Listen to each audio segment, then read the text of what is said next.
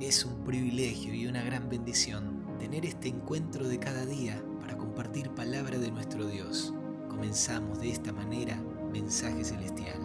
Y continuando con la lectura del libro de Marcos, quiero animarte para que tú de manera personal busques ese encuentro, ese momento, ese espacio también cada día para poder acercarte a la palabra de Dios, para buscar por medio de la guía del Espíritu Santo sabiduría celestial, conocimiento de las Escrituras, que tengas en ellas el fundamento que le dé fortaleza a tu fe, que encuentres en su palabra las promesas que te ayuden a ver el futuro con esperanza y con el deseo de encontrarte con tu Señor.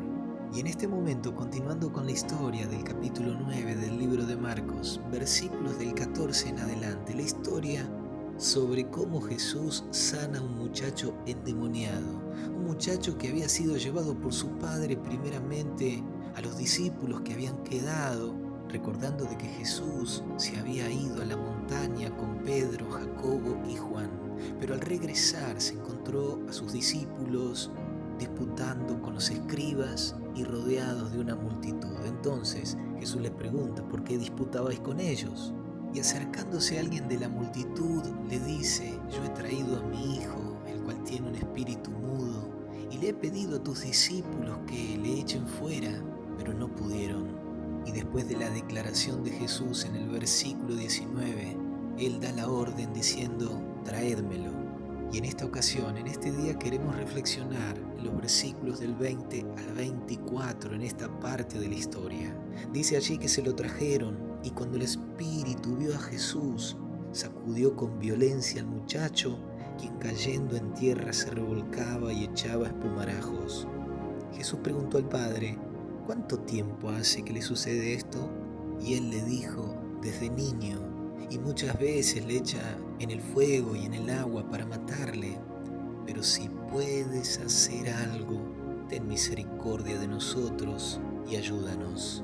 Este padre, seguramente habiendo escuchado las maravillas de Jesús, los milagros que él hacía, Jesús con sus discípulos llegando a diferentes lugares, atendiendo las necesidades de las personas, entonces entendió de que podía ser la posibilidad de encontrar una solución para su hijo, que desde niño estaba atormentado por un espíritu inmundo. Y con esa esperanza fue al encuentro de Jesús, fue al encuentro de los discípulos de Cristo, y encontrándolos a ellos, a quienes eran representantes del Maestro, les pidió que echaran fuera el demonio, pero no pudieron. Y quizás podemos imaginar la decepción o la frustración de este hombre. Ni siquiera uno de los discípulos del Maestro pudo darle la ayuda que él necesitaba. Ninguno pudo traer liberación a aquel muchacho. Es por ello que cuando este hombre habla con Jesús, en el versículo 22 se expresa: si puedes hacer algo. La decepción lo llevó hasta inclusive a dudar de Jesús. Pero déjame decirte de que esa duda, o tal vez esa falta de fe, fue generada por la experiencia anterior, viendo que los representantes de Jesús no pudieron hacer nada. Y justamente es por la vida, por el carácter, por las obras de los hijos de Dios, por aquellos que dicen creer en su nombre, que el Dios del cielo es conocido entre las personas como el Dios único y verdadero. Pero si sus representantes no tienen el poder del Espíritu Santo, no tienen el amor de Cristo, no tienen la autoridad del Evangelio, entonces ¿cómo otros creerán en ese Dios todopoderoso? De allí la expresión de este hombre: si puedes hacer algo. Ya ni siquiera tenía confianza en lo que Jesús podía hacer. Pero Jesús en el verso 23 le dijo: si puedes creer, al que cree, todo le es posible. Satanás había plantado la semilla de la duda, de la incredulidad en este hombre, y también podía hacerlo en aquella multitud que estaba viendo la escena. Inclusive hasta los escribas estaban disputando con los discípulos de Jesús, seguramente diciéndole a la gente que Jesús era un falso maestro, y también sus seguidores Pero ahora Jesús, en el versículo 23, transfiere la responsabilidad al hombre.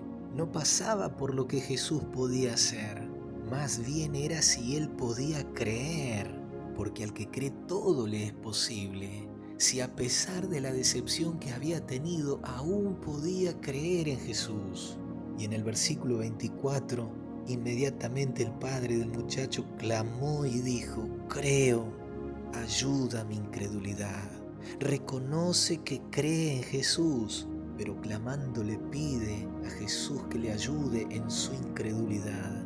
Mi querido amigo, mi querida amiga, Jesús te dice hoy que al que cree, todo le es posible. Y quizás tú también tengas que clamar como este Padre: ayuda, Señor, a mi incredulidad. Ayúdame a creer más y más cada día, a fortalecer mi fe, mi confianza en ti. Quizás muchas veces te decepcionaron, te frustraste de haber creído, aún en aquellos que decían ser representantes de Dios.